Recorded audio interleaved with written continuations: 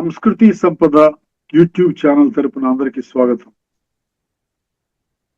శ్రీమద్ భగవద్గీత ఆధ్యాత్మిక రహస్యాలు అనే శీర్షికలో శ్రీ త్రినాథ్ గారు ధారావాహిక ప్రసంగం చేస్తున్నారు. వారి ధారావాహిక ప్రసంగంలో ఈరోజు 527వ ప్రసంగం చేస్తున్నారు. శ్రీ త్రినాథ్ గారికి స్వాగతం. నమస్కారం. ఓం శాంతి. శ్రీమద్ భగవద్గీత ఆధ్యాత్మిక రహస్యాలు ఈ యొక్క కార్యక్రమాన్ని వీక్షిస్తున్నటువంటి సోదర సోదరిమణులందరికీ కూడా హార్దిక స్వాగతం, సుస్వాగతం, నమస్సమాంజలి. ముందుగా ధార్మికము ఆధ్యాత్మికము ఈ యొక్క భేదాన్ని స్పష్టంగా తెలియజేసేటువంటి మరొక విషయాన్ని మీ దృష్టికి తీసుకొని వస్తున్నానండి.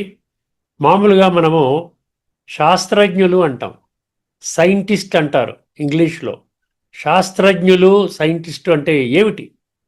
వాళ్ళు ఏదైతే కనిపెడతారో, ఏదైతే ఇన్వెన్షన్స్ అంటాం కదా, ఏదో సెల్ ఫోన్ కనిపెట్టారు, లేకపోతే విమానం కనిపెట్టారు, ఇవన్నీ కనిపెట్టారు కదా, రేడియో కనిపెట్టారు, ట్రాన్సిస్టర్ కనిపెట్టారు, రకరకాల సాధనాలు ఏవైతే కనిపెడుతున్నారో అండి శాస్త్రజ్ఞులు, దానిని ఎక్స్పెరిమెంట్ చేస్తారు. వాళ్ళు ఎక్స్పెరిమెంట్ చేసి దాన్ని ఎలాగ వాడాలో దాన్ని అర్థం చేసుకుని దానికి ఒక మాన్యువల్ తయారు చేసి అంతా సక్సెస్ అయిన తర్వాత వాళ్ళు ఏం చేస్తారో ఈ మార్కెట్లోకి విడిచిపెడతారు. అర్థమైందండి? రకరకాల మొబైల్ ఫోన్స్ ఉన్నాయి, 100 రకాల మోడల్స్ ఉన్నాయి. ఇది సైంటిస్ట్ అంటే అర్థం ఏమిటంటే సైన్స్ అన్నమాట. సైంటిస్ట్ ఎక్కడి నుంచి వచ్చింది? సైన్స్. సైన్స్ ఆధారంగా వీళ్ళు కొన్ని విశ్వ మానవాళికి సౌకర్యాన్ని అందించే విధంగా వాళ్ళు ఇటువంటి సాధనాలని కనిపెడతా ఉంటారు. దాన్ని వాడుకున్నట్లయితే మనము కాస్త సౌఖ్యంగా ఉంటామనేటువంటిది. అక్కడ మీరు ఒక్కసారి గమనించినట్లయితే మీరు ఆ సైంటిస్ట్ కనిపెట్టినటువంటి సాధనాన్ని వాడాలా అక్కర్లేదా చెప్పండి? వాడకుండా కేవలం ఇంట్లో పెట్టుకుంటే పని నడుస్తుందా? వాషింగ్ మిషన్ నేను వాడనండి, ఇంట్లో వాషింగ్ మిషన్ పెట్టుకుంటే బట్టలన్నీ క్లీన్ అయిపోతాయా? లేకపోతే సెల్ ఫోన్ నేను వాడను అంటే అవతల వాడితో మనం మాట్లాడగలుగుతామా? విమానం నేను కనిపెట్టానండి, విమానం ఎగరదు అంటే కనిపెట్టదు అవుతుందా? స్కూటర్ కనిపెట్టారు, కార్లు, రకరకాల కార్లు కనిపెట్టారు, ఎన్నో కనిపెట్టారు కదా. ఒక్కసారి ఆలోచించండి. సైన్స్ అనేది వాడకం ద్వారానే అది ఫెయిల్ అయిందా, సక్సెస్ అయిందా అనుభవం అవుతుందండి. అదేవిధంగా మనం అకాడమిక్స్ ఫీల్డ్లో తీసుకోండి, సైన్సెస్ అంటాం. అది కూడా ఒక సైన్స్, అది కూడా వాడకానికే. ఇప్పుడు ఒక మెడికల్ డాక్టర్ ఉన్నాడు, ఆయన ఎంబీబీఎస్ ఎండి ఏదో చేస్తాడు, సర్జన్ అంటాడు, నేను కార్డియాలజిస్ట్ అంటాడు, లేదా ఆర్థోపెడిక్ సర్జన్ అంటాడు. అర్థమైందండి? వీటివన్నీ కూడా వాళ్ళు వాడుకుంటేనేనా. ఇప్పుడు నాకు అద్భుతమైనటువంటి సర్జరీస్ అన్నీ చేస్తానండి, నేను కిడ్నీ ట్రాన్స్ప్లాంటేషన్ చేస్తాను, హార్ట్ ట్రాన్స్ప్లాంటేషన్ చేస్తానంటారు. అది చెయ్యాలి కదా, చేసే నైపుణ్యత ఉంది, కానీ నేను వాడుకోనంటే ఒకసారి ఆలోచించండి. ఎందుకు చెప్తున్నానంటే దానికినో మన ఆధ్యాత్మిక సైన్స్, అది కూడా శాస్త్రమే. అర్థమైందండి? ఎందుకని స్పిరిచువల్ సైంటిస్ట్ అంటారు, అది కూడా వాడకానికే ఉందండి. అందుకని సైంటిస్టులు ఏమంటారు? వైజ్ఞానికులు అంటారు. అంటే విజ్ఞానం అన్న పదం నుండి వచ్చింది. జ్ఞానము, విజ్ఞానము. గీతలో కూడా ఏముందండి? విజ్ఞానము. విజ్ఞానం అంటే ఆ యొక్క జ్ఞానాన్ని జీవితంలో ఎలాగ వాడుకోవాలి, వాడుకున్నట్లయితే ఏ విధంగా నీవు ఉన్నతంగా అవుతావు. అర్థమైందండి? ఒక ఇంజనీర్ ఉన్నాడు, ఫ్లైఓవర్లు కట్టేసే కెపాసిటీ ఉంది, కానీ నేను ఆ జ్ఞానాన్ని వాడను అంటే చదువుకోని వాడితో సమానం కదా. ఇదన్నమాట మనం వర్తమానంలో మనం గమనించవలసింది ఏంటంటే చాలా ముఖ్యమైన విషయం ఇది. మనం ఆధ్యాత్మిక జ్ఞానాన్ని కేవలం జ్ఞానం ప్రకారంగా సేకరిస్తూ ఉన్నాము. వేదాల్లో ఏం చెప్పారు, ఉపనిషత్తుల్లో ఏం చెప్పారు, భారతం ఏం చెప్పింది, మా రామాయణం ఏం చెప్పింది, ఫలానా శాస్త్రం ఏం చెప్పింది, ఇవన్నీ మనకు తెలుస్తున్నాయి. కానీ అది నా జీవితాన్ని ఉద్ధరించడానికి ఎలాగ ఉపయోగించాలి, ఆ విజ్ఞానం అనేది మనకు అర్థం కాలేదు. అందుకని చూసారా, సైలెన్స్ అంటారు. Science versus silence. సైన్స్ గొప్పదా, సైలెన్స్ గొప్పదా? సైన్సే ఎన్నో రకరకాల సాధనాలను కనిపెట్టి మనిషి యొక్క జీవితాన్ని ఉన్నతంగా చేస్తున్నప్పుడు అది భౌతిక జగత్తులో, భౌతికం అంటే ధార్మికము, భౌతికం అంటే ధార్మికము, ఈ రెండు కళ్ళతో కనిపెట్టే ప్రపంచంలో సైలెన్స్ ఏం చేస్తుందో తెలుసునండి. ఆధ్యాత్మిక జగత్తులో సైంటిస్ట్ కనిపెట్టినటువంటి సాధనాల ద్వారా పొందే ఆనందం కంటే కూడా ఎన్నో రెట్లు ఆనందాన్ని కలిగిస్తుందండి. ఎందుకంటే సైన్స్ ఆధ్యాత్మికతలో ఉన్నటువంటి విషయమో, సైంటిస్ట్ ఏమో ధార్మికం అన్నమాట. అందుకనే చూసారా, సైలెన్స్లో ఉంటే ఏం చేస్తాము, సైలెన్స్ ఎప్పుడు ఉండగలుగుతాము, ఆధ్యాత్మిక జ్ఞానము మీకు అర్థమైనప్పుడే ఆ సైలెన్స్ యొక్క దానికి అర్థవంతంగా ఉంటుంది. లేకుండా ఉంటే ఏమి ఊరికే సైలెన్స్గా ఉంటుంటే మనము ఏదో absence of sound, silence is not absence of sound but stillness of the mind అంటాడు.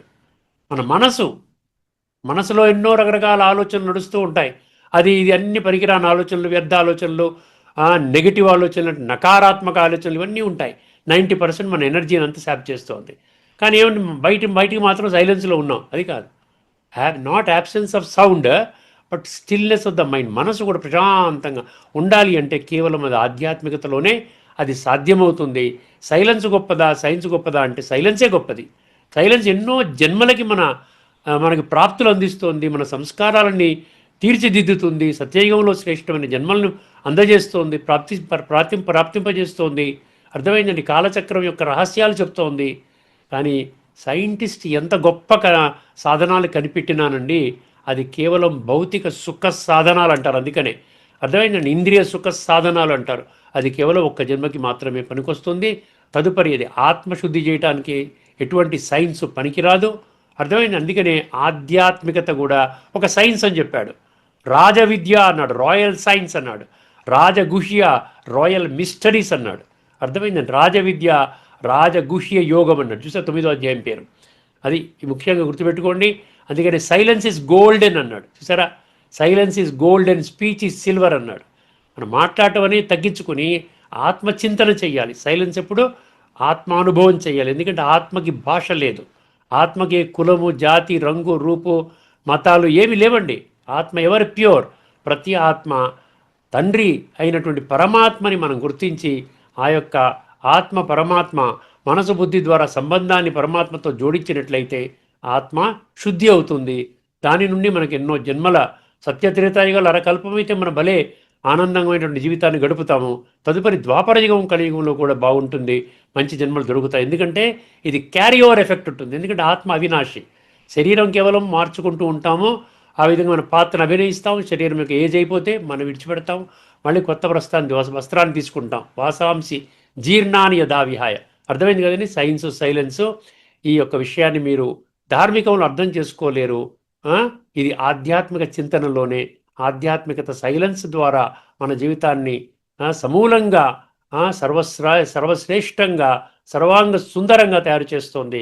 కాబట్టి మనము ఆత్మచింతన, ఆత్మ జ్ఞానము ద్వారానే, ఆత్మచింతన, ఆత్మ పరమాత్మతో రాజయోగం ద్వారా సంస్కార పరివర్తన చేసుకోవడానికి సుగమమవుతుంది మార్గము. అర్థమైందండి.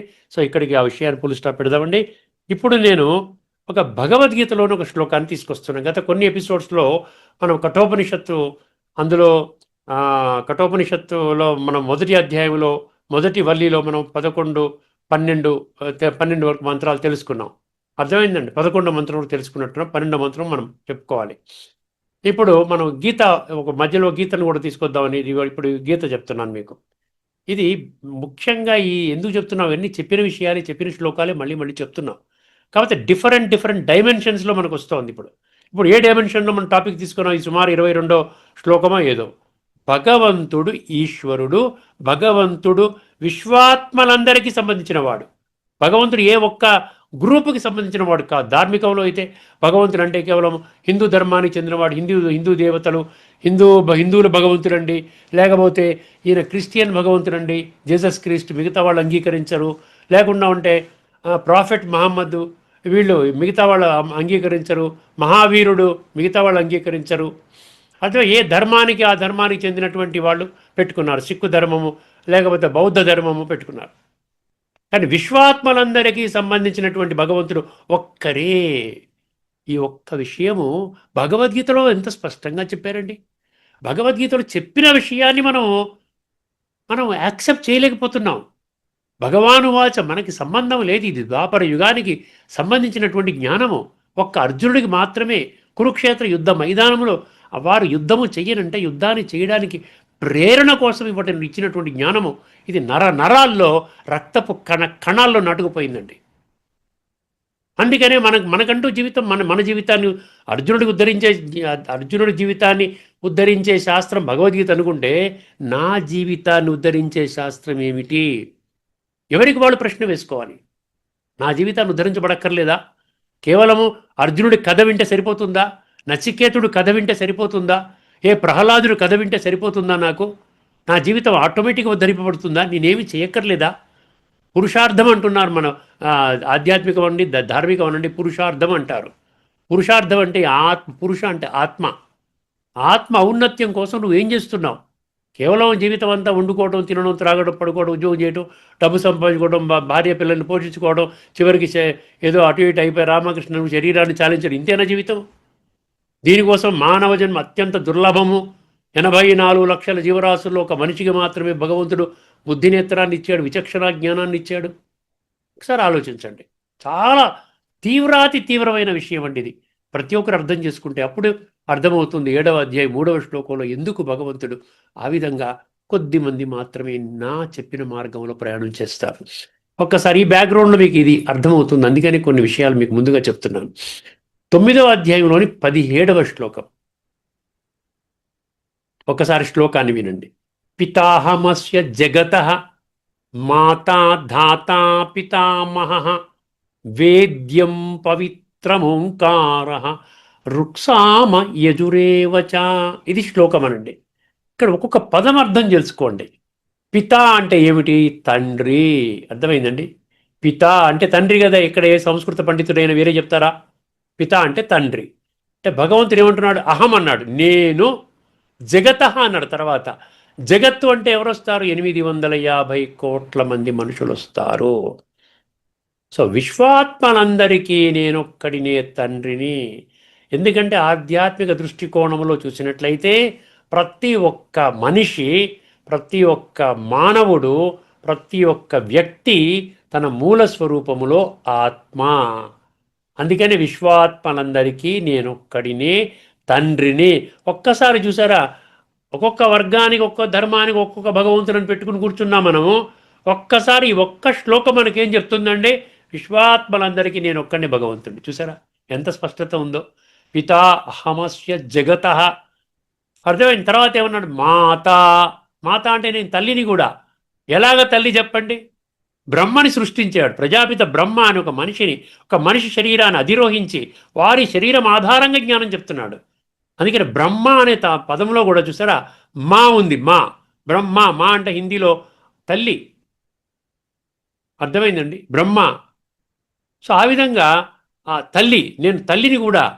బ్రహ్మ తల్లి, నేను తండ్రిని. సో తల్లి తండ్రి ద్వారా ఈ యొక్క ఆధ్యాత్మిక జగత్తులో ఈ సంస్కారాన్ని పరివర్తన చేయించేటువంటి ఈ యొక్క యజ్ఞములో ఈ భగవంతుడు ఈ విధంగా చేస్తున్నాడు. పితాహమస్య జగత మాత. తర్వాత దాత అన్నాడు. దాత అంటే ఏంటి? పోషకుడిని. ఏమి పోషిస్తాడు? పోషకుడు అంటే మనకు ఉద్యోగ వ్యాపారంలో డబ్బు సంపాదించే విధంగా మనం ఇక్కడ పొట్ట పోషణ చేసుకుని మనం ఏదైనా మనం పోషించుకుంటున్నాం. చూసారా, భర్త ఉద్యోగం చేస్తాడు, భార్య పిల్లల్ని పోషించుకుంటాడు. అది కాదు పోషించడం అంటే. ఇక్కడ ఆత్మ ఇప్పటి వరకు పోషింపబడలేదు. ఆత్మ బలహీనమైపోయింది. ఆత్మ బొగ్గులాగా అయిపోయింది, మలినంగా అయిపోయింది, నల్లగా అయిపోయింది. అర్థమైంది? ఎందుకంటే ఆత్మని పట్టించుకోలేదు. శరీరాన్ని భలే ప్రతిరోజు రోజుకి 3 సార్లు స్నానం చేస్తున్నాం, 3 సార్లు ఇది చేస్తున్నాం, అన్నీ చేస్తున్నాం, క్లీన్ చేసుకుంటున్నాం. అర్థమైందండి? 3 సార్లు భోజనం చేస్తున్నాం. బ్రేక్ఫాస్ట్ అంటాం, లంచ్ అంటాం, డిన్నర్ అంటాం, మళ్ళీ పకోడీ అంటాం, మళ్ళీ జ్యూస్ అంటాం, పాలు అంటాం, ఎన్నోరా. ఇదే ఇంక తినడమే పని. ఒక్కసారి ఆలోచించండి. పితాహమస్య జగత మాత. ఇక్కడ ధాత అంటే నేను ఆత్మని ఇప్పటి వరకు పట్టించుకోలేదు మీరు. ఇప్పుడు నేను చెబుతున్నారు, మీరు ఆత్మలు. మీరు దేహం కాదు, మీరు ఆత్మలు. మీ ఆత్మ శరీరానికి యజమాని. అర్థమైందండి? ఆత్మ అవినాశి, శరీరము వినాశి. శరీరాలు మారుతూ ఉంటాయి, కానీ ఆత్మ ఒక్కటే కాలచక్రంలో తిరుగుతూనే ఉంటుంది పర్మనెంట్గా. అంటే మనకంటూ మృత్యువు లేదు, గుర్తుపెట్టుకోండి. అటువంటి ఆత్మని, అందులో ఉన్నటువంటి సంస్కారాలన్నీ ఆత్మలోనే పోగవుతాయి. దాని ఆధారంగానే మనకి వస్త్రము, ఎటువంటి క్వాలిటీ వస్త్రము, సాత్వికమా, రాజసికమా, తామసికమా అనేది మనకు నిర్ధారణ అవుతుంది. అంత గొప్ప విషయాన్ని మనం తేలికగా తీసుకొని విస్మరిస్తున్నారు. అందుకని నేను ప్రత్యక్షంగా వచ్చి చెప్తున్నాను అంటున్నాడు. అర్థం, అది పోషణ అంటే ఆత్మకి నరిష్మెంట్ అనమాట. ఆత్మకి మనకు ప్రోటీన్స్, విటమిన్స్, కార్బోహైడ్రేట్స్ ఇవన్నీ అంటాం కదా. సో ఇది ఆత్మలో ఉన్న కుళ్ళుని కడగడానికి రాజయోగం అనే ప్రక్రియ ద్వారా భగవంతుడు మనకి ఈ పోషణని, ఈ నరిష్మెంట్ని అందిస్తున్నాడు. అర్థమైంది? పితాహమస్య జగత మాత దాత పితామహ అన్నాడు. పితామహ అంటే ఏంటి? తాత. సో ఏ విధంగా భగవంతుడు తాత అయ్యాడండి? తాత అంటే గ్రాండ్ ఫాదర్. ఎలాగయ్యాడు చెప్పండి? తాత ఎలాగయ్యాడంటే బ్రహ్మని క్రియేట్ చేశాడు ముందు. ప్రజాపిత బ్రహ్మ ఆ యొక్క ఒక దేహధారి శరీరంలో 9వ అధ్యాయం 11వ శ్లోకంలో ఏం చెప్పాడు? నేను ఒక మనిషి శరీరంలో వస్తానని చెప్పాడు. అర్థమైందండి? అవజానంతి మా మూఢ మానుషిం తనుం ఆశ్రితం అన్నాడు. 3వ అధ్యాయం 10వ శ్లోకంలో ఏం చెప్పాడు? నేను సంస్కారవంతుల్ని తయారు చేయడం కోసం ఒక యజ్ఞాన్ని ప్రారంభించాను. రాజస్వ అశ్వమేధ అవినాశి రుద్ర గీత జ్ఞాన యజ్ఞం అంటాడు. సహ యజ్ఞా ప్రజా సృష్ట్వా పురోవాచ ప్రజాపతి అంటాడు.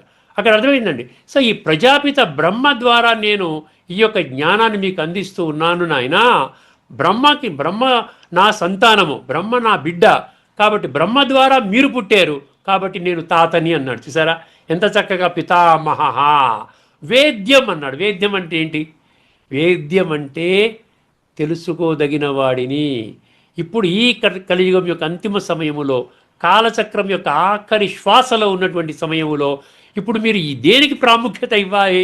ఏమండి, ఈ భోజనాలు వండుకొని తినడానికి, సినిమాలు చూడడానికి, షికారులు చూడడానికి, వాళ్ళతో పిచ్చాపాటి మాట్లాడుకోవడానికి, లేకపోతే క్రికెట్ మ్యాచ్లు చూడడానికి దీనికి కాదు ప్రాధాన్యత ఇవ్వాల్సింది. మీరు ఇప్పుడు చేయవలసిందల్లా అతి త్వరలోనే నూతన కల్పము ఆరంభము కాబోతున్నది.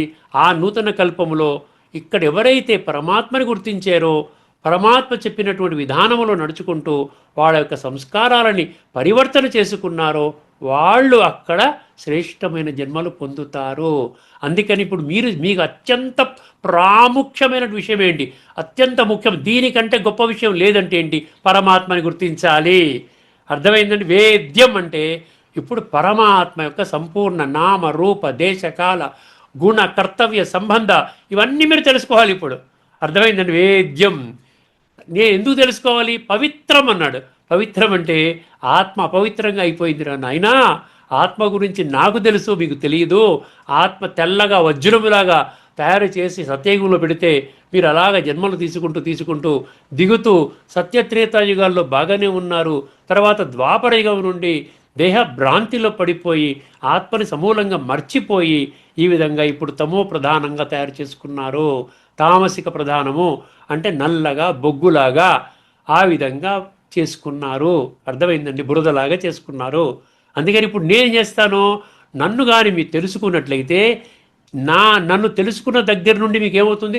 ఆత్మశుద్ధి ప్రారంభమవుతుంది. ఆత్మశుద్ధి లేని ఆచారం అది అనుకోవటం కాదు. కాయేన మనసా బుద్ధ్యా కేవలైరింద్రియైరపి యోగిన కర్మ కుర్వంతి సంగం త్యక్త్వ ఆత్మశుద్ధయ్య అంటాడు 5వ అధ్యాయం 11వ శ్లోకంలో. మొత్తం శరీరము, మనసు, ఇంద్రియాలు, బుద్ధి అన్నీ కూడా ఇప్పుడు ఈ కలియుగం యొక్క అంతిమ సమయంలో కేవలం ఆత్మశుద్ధి కోసమే వినియోగించాలి. అర్థమైందండి? సో ఇదనమాట వేద్యం, పవిత్రం. ఓంకారము. ఓంకారం అంటే ఏంటి? ఓం అంటే ఏంటి? ఓం అంటే మీరు ఆత్మలో మీ తండ్రి అయిన నేను పరమాత్మని. ఓం అంటే అసలు స్వరూపం, మూల స్వరూపం ఏమిటి? ఆధ్యాత్మికతలో మూల స్వరూపము ఆత్మ, పరమాత్మ. ఓంకారం నేనండి. తర్వాత ఏమన్నాడు? రుక్సామ యజురేవచ అన్నాడు. రుక్ వేదము, సామవేదము, యజుర్వేదము. ఈ 3 వేదాల యొక్క సారాన్ని నేనే అంటున్నాడు. అర్థమైంది? రుక్సామ యజురేవచ అంటే ఏంటి? 3 వేద అంటే సమస్త వేదాల సారాన్ని, సమస్త శాస్త్రాల సారాన్ని నేనే. కానీ ఈ రోజున ఏం చేస్తున్నాము? శాస్త్రాలు ఏం చెప్పిందో తెలుసుకోవడం ప్రయత్నం చేస్తున్నాం, కానీ శాస్త్రాల యొక్క సారాన్ని తెలుసుకోవడానికి మనం ఎటువంటి ప్రయత్నము చేయట్లేదు. దీనికి ఏకైక కారణము బుద్ధి నేత్రాన్ని తెలుసుకోకపోవడం. అర్థమైందని? ఇప్పుడు దీని లోతైన తత్వాన్ని మీకు తత్వం చెప్పాను. ఇందులో కొన్ని విషయాలు మీ దృష్టికి తీసుకొని వస్తాను. చాలా జాగ్రత్తగా వినండి. సమయాన్ని దృష్టిలో పెట్టుకొని కొంచెం ఫాస్ట్గా వెళ్తాను. ఈ జగత్తుకు నేనే తండ్రిని, తల్లిని, పోషకుడిని, పితామహుడిని. పితామహుడు అంటే ఏమిచ్చాడు? బ్రహ్మకు కారణమైన వాడిని. తెలుసుకొనవలసిన వాడిని కూడా నేనే.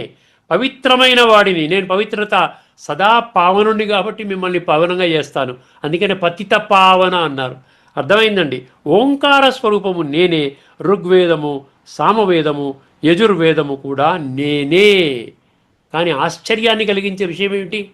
యజుర్వేదము, ఋగ్వేదము, సామవేదము చాలా క్షుణ్ణంగా తెలిసిన వాళ్ళకు కూడా పరమాత్మ యొక్క సత్యమైన పరిచయము లేదు. అర్థం చేసుకోండి. ఇప్పుడు ఆధ్యాత్మిక దృష్టికోణంలో కొన్ని విషయాలు తెలుసుకుందామండి. ఈ శ్లోకము లోతైన రాజయోగ సత్యాన్ని తెలియచేస్తుంది.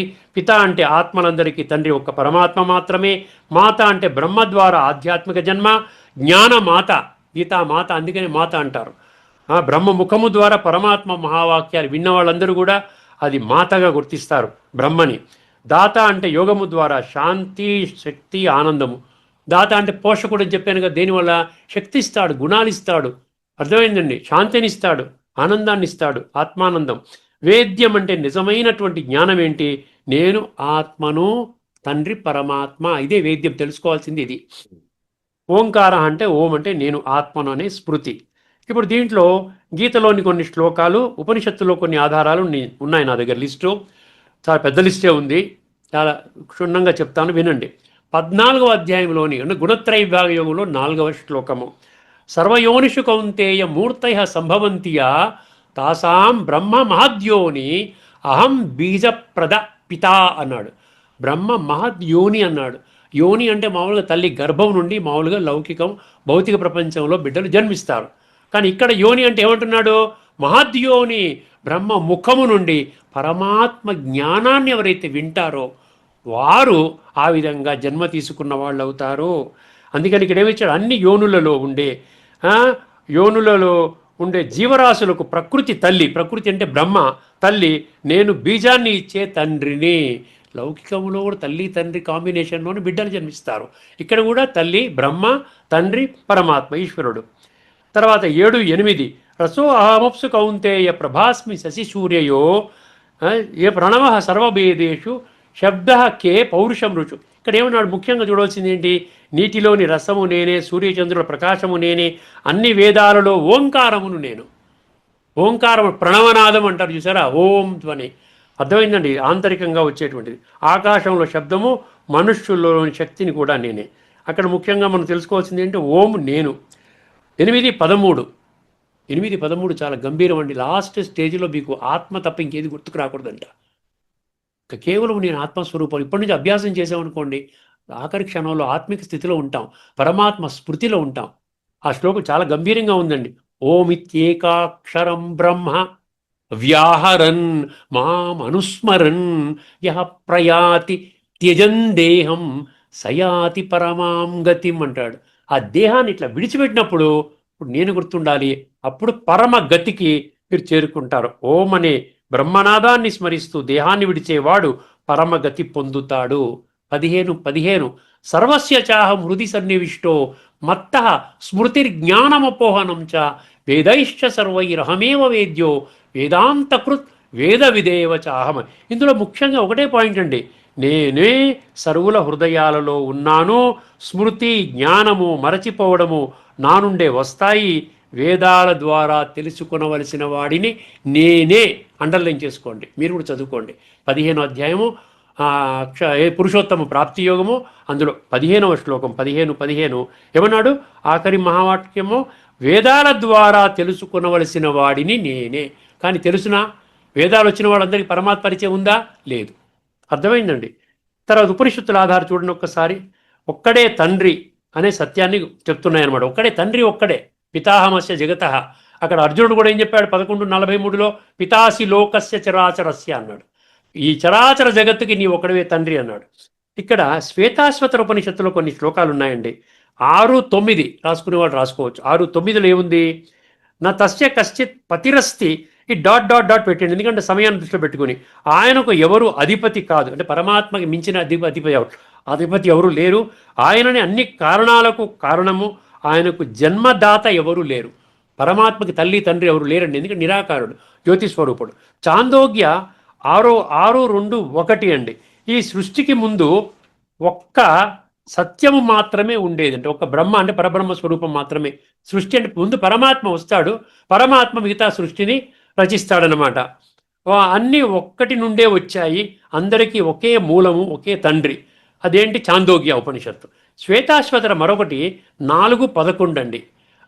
యో దేవానాం ప్రభవశ్చో డాట్ డాట్ డాట్, దేవతలకే కారణమైన ప్రపంచాధిపతి అయిన పరమాత్మ ఒక్కడే, ప్రపంచాధిపతి. చూసారా? శ్వేతాశ్వతర మరొకటి 6:16, సనో బంధుర్జనిత స విధాత ధామాని డాట్ డాట్ డాట్. ఆయనే మన బంధువు, ఆయనే మన జన్మదాత అంటే తండ్రి, ఆయనే పోషకుడు, సమస్త లోకాల జ్ఞాని. మరొక శ్వేతాశ్వతర 6:11, ఏకో దేవ సర్వభూతేషు గూఢ డాట్ డాట్ డాట్. ఒక్క దేవుడు అంటే భగవంతుడు అన్ని భూతాలలో అంతర్గతంగా ఉన్నాడు. అందుకనే సర్వవ్యాపి అంటే ఆత్మ సర్వవ్యాపి అని అర్థం చేసుకోండి. సాక్షి, అన్ని కర్మలను నియంత్రించే పరమాత్మ ఒక్కరే. ముండక 1:17, యథోర్జనాభి సృజతే డాట్ డాట్ డాట్. ఇక్కడేమంటున్నాడు, ఎలా సాలీడు తన జాలాన్ని సృష్టిస్తుందో, ఎలా భూమి నుండి మొక్కలు పుడతాయో, అలా ఈ సమస్త విశ్వము అక్షర బ్రహ్మ నుండే ఉద్భవిస్తుంది. తైత్తిరీయ 3:1, యతో వా ఇమాని భూతాని జాయంతే. ఇది ఏం చెప్తోంది? దేని నుండి భూతాలు పుడతాయో, దేని వలన జీవిస్తాయో, దేనిలో లీనమవుతాయో అదే బ్రహ్మ పుట్టించేవాడు తండ్రి, పోషించేవాడు బ్రహ్మ తల్లి అంటున్నాడు. శ్వేతాశ్వతర 6:17, యో దేవానాం ప్రభవశ్చోద్భవశ్చ డాట్ డాట్ డాట్. బ్రహ్మ అంటే హిరణ్య గర్భుడండి, అంటే మూల పురుషుడు అంటారు. హిరణ్య గర్భుడు అంటే ముందు బ్రహ్మని సృష్టించి బ్రహ్మ ముఖము ద్వారా జ్ఞానం ఇచ్చాడు కాబట్టి హిరణ్య గర్భ జన్మ అంటారు. అంటే బంగారు గర్భము, బంగారు యోని అనమాట. బ్రహ్మను కూడా పుట్టించిన వాడు పరమాత్మనే, దేవతలకు కారణమైన వాడు పరమాత్మనే, బ్రహ్మను కూడా సృష్టించినవాడు. ఆయన మనలను శుభబుద్ధితో అనుసంధానించుగాక. ముండక 2:11, బ్రహ్మైవ వేదమమృతం పురస్థాత్ బ్రహ్మ పశ్చాత్ డాట్ డాట్ డాట్. ముందు వెనక ఎడమ కుడి అన్ని బ్రహ్మమే. అంటే భగవంతుడు ఒక్కరే అన్న విషయాన్ని ఎంత స్పష్టంగా కొండ బద్దలు కొట్టినట్లుగా నిర్ద్వంద్వముగా ఖరాఖండిగా మనం అర్థం చేయిస్తున్నాం. మనం ఈ ఒక్క విషయాన్ని మనం గుర్తించినట్లయితే పరమాత్మ ప్రాప్తికి, పరమాత్మ సత్యమైన వారసత్వానికి మనము అర్హులమవుతామండి. అదేవిధంగా ఇందులో ఇంకోటి ఏం చెప్పాడు? 9:17లోని రుక్ సామ యజు అన్ని ఆయన స్వరూపమే అన్నాడు. ఆఖరి మహావాక్యం అండి, 1 లైన్ ఎసెన్స్. సమస్త సృష్టికి మూలము, పోషకుడు మరియు కారణము ఒక్క పరమాత్మనే. మహాసారమన్నాడు. భగవంతుడు సృష్టికర్త అంటే పిత, పోషకుడు అంటే మాత, నిలబెట్టేవాడు దాత, జ్ఞానము అంటే వేద్యం, పవిత్రత అంటే ఓంకారము. అర్థమైందండి? ఇవన్నీ కూడా పరమాత్మకే. చివరి ఆధ్యాత్మిక సందేశము, ప్రపంచంలో చాలా తల్లిదండ్రులు ఉన్నట్టు కనిపిస్తారు. చూసారా? ఎన్ని జన్మలుంటే అన్ని తల్లిదండ్రులు. మనకి 84 జన్మలు, 84 జతలు అనమాట తల్లిదండ్రులు ఉంటారు. కానీ ఆధ్యాత్మికంగా ఆత్మలందరికీ తండ్రి ఒక్కరే పరమాత్మ, పితాహమస్య జగత. ఇప్పుడు ఈ భాష్యకారులు ఏమి రాసుకున్నారో ఒక్కసారి మనం చెప్పుకొని మన యొక్క పాఠం ముగించుకుందామండి. భాష్యకారులు ఏం చెప్పారంటే, ఒక 10 క్షణాలు. ఈ సమస్త జగత్తునకు దాతను అనగా ధరించువాడను, అట్లే కర్మల ఫలములను ఇచ్చువాడను నేనే, తల్లియును తండ్రియును తాతయును నేనే, తెలుసుకొనదగిన వాడను నేనే, పవిత్రుడను ఓంకారమును నేనే, రుక్సామ యజుర్వేదములను నేనే. అర్థమైందండి? ఇక్కడతో మన యొక్క చర్చను ముగించుకుందామండి. మరి తదుపరి అంశంలో, మా తదుపరి ఎపిసోడ్లో మరొక అంశాన్ని తీసుకొని మీ దృష్టి మేము ముందుకు వస్తాను. అంతవరకు సెలవు. అందరికీ నమస్కారము. లోకా సమస్త సుఖినో భవంతు. ఓం శాంతి.